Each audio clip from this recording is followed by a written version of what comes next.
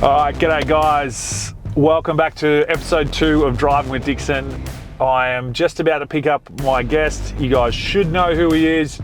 Big name in the football world, and I'm picking him up in Jay's F150 Raptor 2020 model, fully custom, as you'll see on episode 13 of Chuck's Garage. We'll put that link in the description if you want a little bit more details on this car. So let's go get him.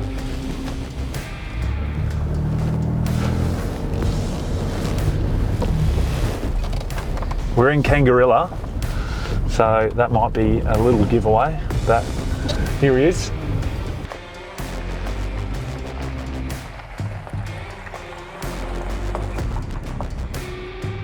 Oh.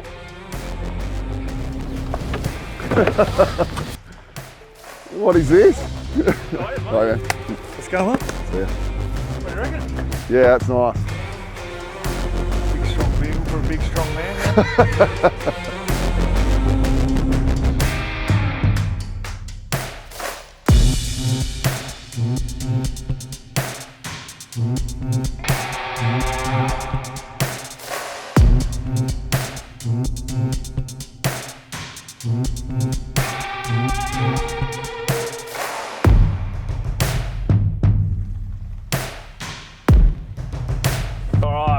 Welcome to episode 2 of Drivin With Dixon. Now, everyone should know who this man is. This is Chad Corns, premiership player, two-time All-Australian, a showdown medalist, and then probably the best record he's got to his name is 9 contested marks in the wet in a final. Mind you, it was wet, exactly. There was light drizzle coming down. Historic performance. Historic performance. It's still a record that probably never be beat. I was really hoping to pass it on to you. I've still got time. In our previous final series, but like you said, this year, well, next year's the year where you can take it off me, because I think you've got it in yourself. And I've picked him up in a 2020 Ford Raptor, which is definitely not a run-of-the-mill Raptor, and as you can see, it's very, very custom. There's a Jay who's very very gracious for letting us borrow this wild car. That's right. So if you wanted to see a little bit more detail on this car, it is on Chuck's Garage, so episode 13. So go check that out. We'll have the link in the description below. But today we're just going to go for a drive and see what this great man has to offer in the car department, and because everyone knows that he's got Harleys, so we'll touch on them as well. But all right, let's get it off, get it going strong. My knowledge of cars is very, very poor. One thing that really impresses me about you is you know a lot about a lot, and you're good at a lot of things, whereas my expertise is limited to football and not much else. He's a man of the land. We've just picked him up in Kangarilla, so he's got a similar sort of acreage to mine, around like 4 acres or something. Yeah, it's just 5, but I'd love the change. I always lived in Glenelg previously, so this was a big move for us a couple of years ago, but yeah. Have absolutely loved it, as you have. Getting back to your question, my first car, I got my license late. All the boys at school were driving around in Kingswoods and stuff in like year 12 at Sacred Heart when they were 16, 17. I got my license, I think we just turned 18. So very late then, wasn't it? Very late. And then the Kingswood trend had gone on to the Commodore trend, so... What year was that when you were 18?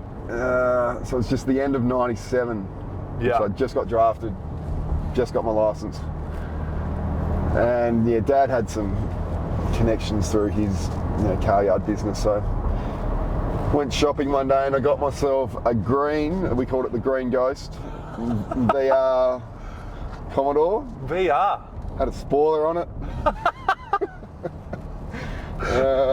So I went straight to the stereo shop at West Lakes and got a nice inbuilt stereo. Yep. As you do. Then I went and got some mag wheels put on it.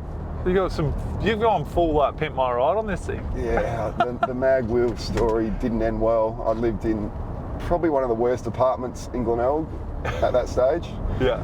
So I noticed this night when I was coming home from training a car following me, but didn't take much notice. Otherwise, just sort of let it pass and woke up the next morning with the green ghost on bricks. No, stolen. So I was like one of the worst feelings I'd had to that stage. So I've run 000, got an emergency here. My mats have been sold.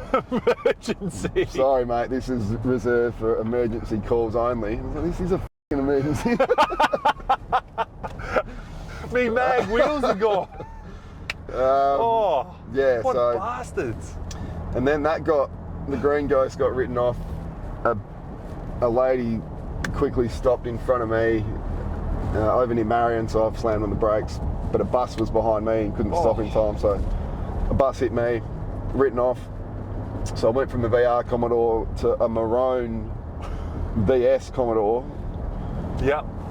Which by the end it had both rear view mirrors hanging down. It was full of Powerade and just like I hated that car. Why? I don't know why I rushed into that one. I don't know why I got it. It's probably because it's pretty similar. They're VR to VS, so pretty much exactly the same. And it's just like you bought a brand new car, but it's exactly the same as your old one, so it probably didn't feel like it was new. It was maroon. I'm a Queenslander, mate, so like maroon's a good colour for me. Fair enough. But my goal was always, I had a few goals when I was growing up. Wanted to play for Glenelg in the SNFL, wanted to own a sports store, and I wanted Toyota Land Cruiser or Prado because that's what Dad had when we were growing up. So 2004, I think I got the Toyota Prado, which served me very well for 10 or so years. Yeah, okay. You looked after that one. Looked after that one. Yeah. Got through Sydney traffic really well because I took that over there when I was at GWS. And yeah, okay. It's also still over there. You still had it. Oh, very good. Came back and got the Touareg. The Touareg. So a little, again, I don't know anything about cars, but I heard a lot of good reports about the Touareg, and I love that car. My partner now has that, and I myself have got the Triton because, as we know, nothing frightens a Triton. Oh, that's amazing. Yeah, he's got himself a nice black Triton, and as a man on the land, you need a ute. And you've got, how many dogs you got? 3 dogs? Got 3 dogs, 2 Rotties. 2 Rotties. And a Vizsla. Yeah. Also 2 cats as well. Yeah, 2 cats. We got, one was Michaela's friend's grandma was unable to look after this cat, Lily, anymore, so we took that one. She keeps to herself, minds her own business, and then we got another one, Chippy's, who we just found out is completely inbred and probably doesn't have a long lifespan. Oh wow, that's very sad. So it is a bit sad because my daughter loves her, the other dogs love her. Yeah. So we'll see how that plays out. Yeah. But yeah, the dogs, especially love living up here. Yeah, absolutely. absolutely. We've had a couple of close run-ins with kangaroos. Kangaroos, yeah. As you have, but once, a few months ago, we actually got fully attacked. Yes. By one holding winter, and the dogs chased after one of the Rotties, the young one, chased after the mum's little Joey. Oh, okay. So the mum freaked out, went after the big Rottie, so I've kicked the root off the big Rottie, and then she's come at me, and like I said, holding winter, got up on the back legs and started swinging. Wow. So I pulled out the left leg karate move. Which wasn't funny at the time. Oh, I can't imagine. Oh, frightening. I'm not sure if we can swear on here. I was very, very nervous, particularly because you had winter. Holding winter. Yeah. And it just wouldn't let up. It just kept coming back and coming back. stopped at me after a couple of sessions, and then went back after Raven, the big Roddy, who's a Rottweiler but doesn't act like a Roddy. So she's a big baby, big softie. yeah, so it was like about three or 4 minutes of chaos. And we just saw that a man got killed by a Roo. I heard that this morning too. 70-year-old. It was his pet. Yeah. Come on, mate. Come on, mate. Yeah, exactly. We speak about this a bit, like, because I got them in there, but they don't do anything to me, but they just wreck my gun near my trees and stuff. So we've got to both of us got to go get our gun license, and because then we can use them for dog meat or even eat them. Kangaroo's really good for protein. Right, okay. A couple of big, strong units like us, you know.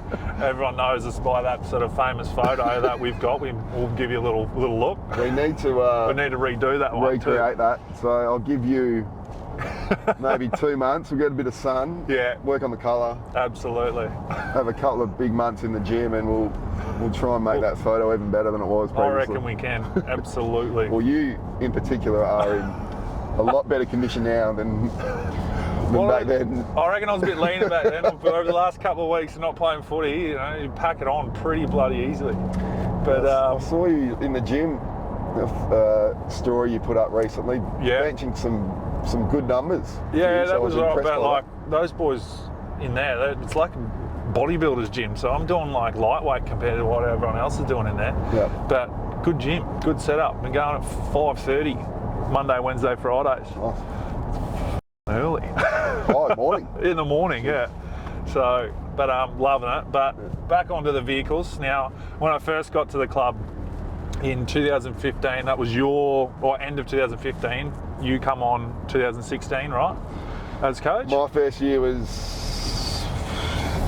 same. Yeah, so we came on at the same time, and basically Chad was into his Harleys. He just purchased a, what was it? Yeah, it was a road, I can't remember the year, so whatever that year was, 16. Road glide. Yep, and then he introduced me, because I wanted to get one as well, introduced me into Blair at Adelaide Bike Works, and they ended up slinging me a Harley, and then we sort of did a heap of rides, sort of throughout pre-season and whatnot. But yeah, so you had the road glide. Yeah, so I got Dad bought a Softail in '93. So ever since then, wanted desperately to get my bike license and get the Harley. Again, it took me a long time to get the license. So went into Bike Works one day, not realising that Blair, who I used to go to school with, owned it and worked there, and he was so good from day one. Such great staff in there, so they gave me a couple of bikes to test. But a year before, I was with a mate and we did a big ride on street glides from LA to San Fran. Yes. Over in America. So that was one of the best things I've ever done. So I just fell in love with the bigger baggers from then. Yeah. Yeah, so I got that. And then you ended up getting your street glide sort of shortly after? Yeah, so then Blair, same thing. Blair gave me a couple of bikes. I had a breakout and then had a few baggers, and then ended up just buying a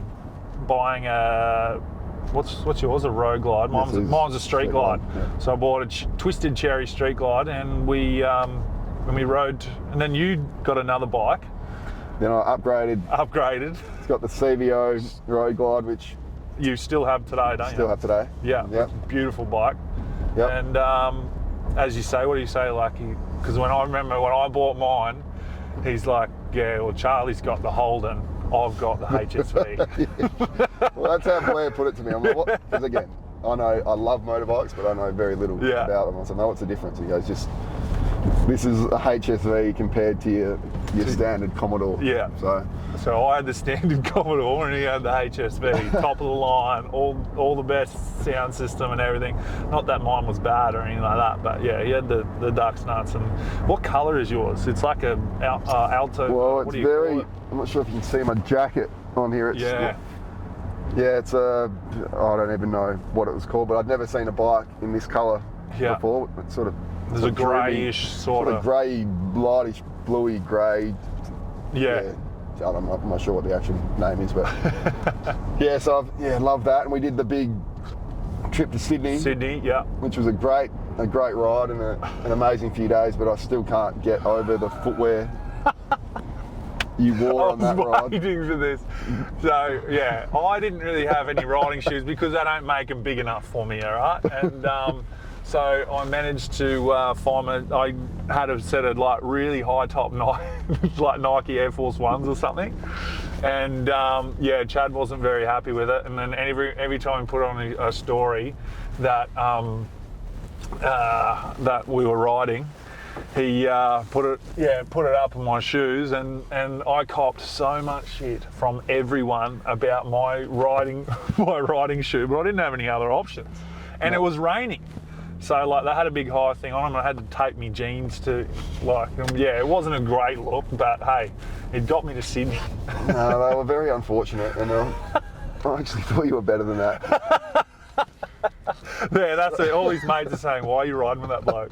Like, why are you riding with that guy with those shoes? That's hideous." But it was a good ride. I was looking back through old Instagram photos recently, and found the photos of us riding on the Bathurst track, that was cool. Yeah, well, that was the first time I'd been on the track, and to be on like a Harley, we stopped on top of the mountain, Mount Panorama. Like that's the epitome of like racing in Australia. So to like go there and do that was just so much fun, and like not that we could go fast. I mean, you're on a Harley, but shit, mate. And but yeah, so that was awesome, and then we were. I spent some time in Sydney after that, and it was so good even just ripping around down the beach on the Harley and not have to worry about parking, especially down like Bondi and stuff. We just park straight on the beach. Yeah, it's awesome. And, did you ride home or get it shipped back? I got it shipped back because at the time I had a partner and I wasn't allowed to ride back. Again, you're better than that. Exactly. So, well, clearly I wasn't. At that time, you know. Were, just in your mind. You were. Oh yeah, exactly. So I got the bike shipped back, and then ended up selling that bike and it going back to Sydney. So, so I didn't, and then I didn't have a bike for a while, and now I've got a Road King, which is 2017. It's got a nice pipe, nice set of cams. It's really wild. So I wanted it so I could ride to training from the hills, because I live in the hills now, and it's a nice ride. No, I love that bike, and we're due for another long distance road trip. Absolutely. Like I'm just trying to work out when we can do it, because I reckon we do it in pre-season where we can go take a weekend off over 4 days or something. The Christmas breaks actually solid these days. It is. And then you get the that Australia Day 4-day break as well, which that would be mint to like Great Ocean Road or something like that. Yeah, it is. I did that with Michaela. We went over to see some family in Bowen Heads a few years ago and did Great Ocean Road, and that was brilliant. Yeah, I need to do another ride. I need to get more like I put a 21-inch wide wheel on my Harley, and I didn't have any for the back wheel. So I'm still waiting on the rear wire wheel. Like they said, it'll be here in November. So I need to get that before I go anywhere, because he'll probably tease me for that. No, I'll let you. But yeah, so, and you said you got your dad's. Your dad's bike. Yeah, what's that one? It's a 92 or 93 custom Softail. Yeah. Red and black. And I remember when he bought it from. Could only get it in. I think it was Canberra. Or some strange place. I remember he rode that back. He was coaching the Crows at the time, so I thought that was pretty cool in itself, having an AFL coach riding Harley. Riding a Harley, that's pretty wild, actually. And then, again, fell in love with it. I always told him, "You got to put that in your wheel for me," because I loved it. Yeah. And then as he got older, I just sensed. About 5 years ago, he just didn't feel comfortable riding it anymore, because he's getting on a bit now. He was desperate for a new TV. That's right. I did something, an appearance or a promo for the AFL, which the payment was this brilliant big TV. Yeah. So I'm like, Studley, I've got a great proposal for you here. You don't feel comfortable riding the bike anymore. I've always wanted it. Just got this TV, you need a TV, let's trade. Oh, let me think about that. Like, he thought the bike was worth 20 grand, which it's not, but Yeah. Well, to him, to him, yeah. And he's got like, he used to be in the Vietnam Veterans Motorcycle Club. Yeah. Because he went to Vietnam, so there's a sticker on the bike of the club still.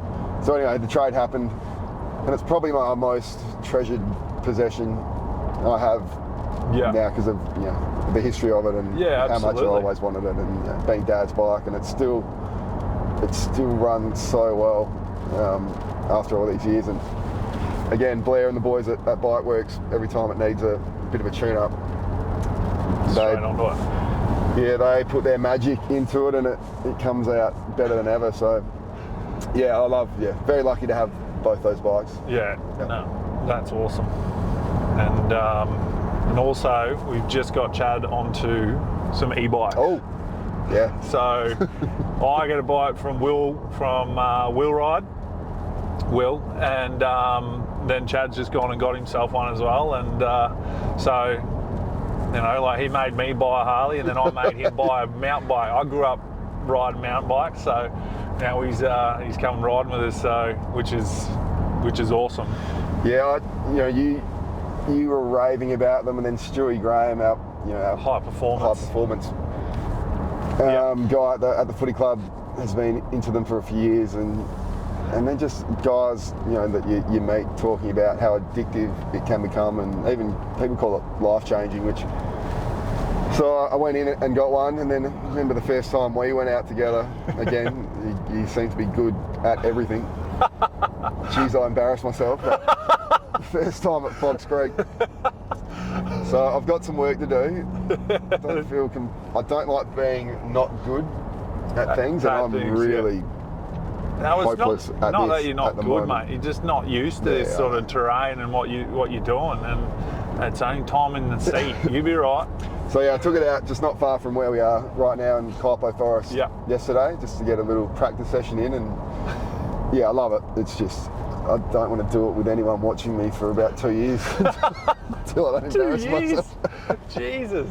No, you'll be right, mate. We'll wait till like proper spring sets in, not this raining garbage, and it's so much fun. Like, it is such a good fitness too. But yeah, again, it's just anything with wheels I love riding. I've just bought a dirt bike as well, so like money's clearly confetti to me. So like, I just buy shit and I'm like, but then I get like all worked up. I'm like, fucking hell, I should have just put it in the house or something like that. But I'm like, nah, fuck that. Or like, imagine like 14-year-old me looking at me like having like the shit I got, which I'm so like blessed to have, and I'm so thankful for footy and all that sort of stuff to be in the position that I am in.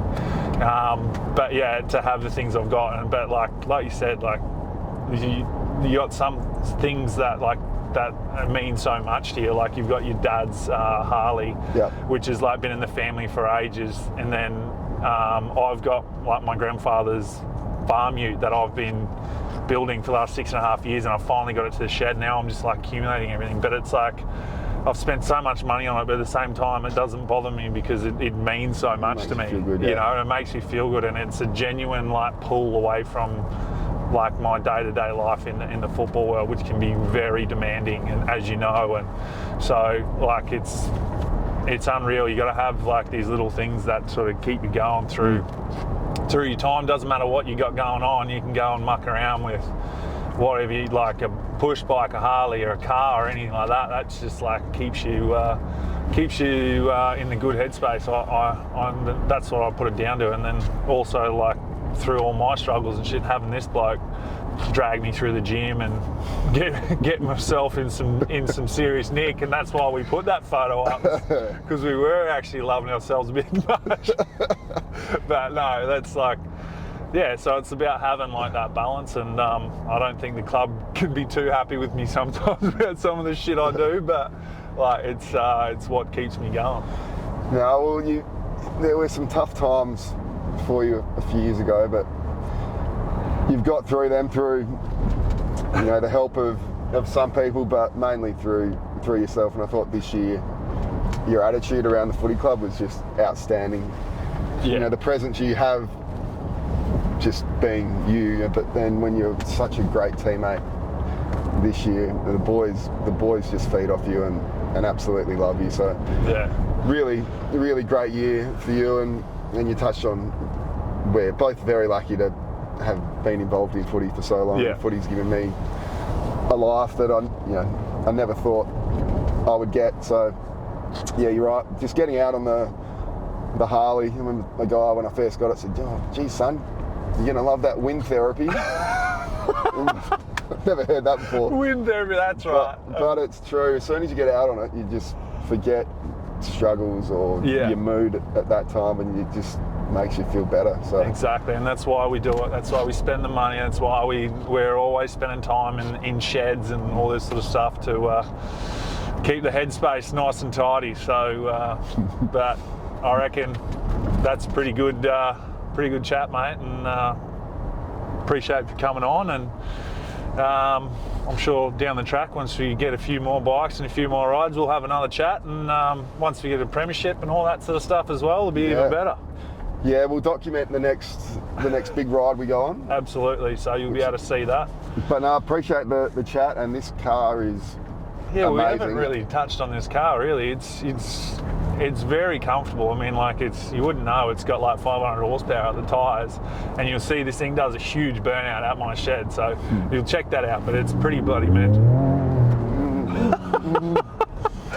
Another story. I took him for a ride in the Monaro one day. I picked him up, and it was just like he was like, never again, never again. It was when it was manual too. It was hilarious. Pulled out of that place on Port bakery Road or something, wasn't it? Got it sideways on Port Road. I'm like, nah. Oh, don't say that. Let me out.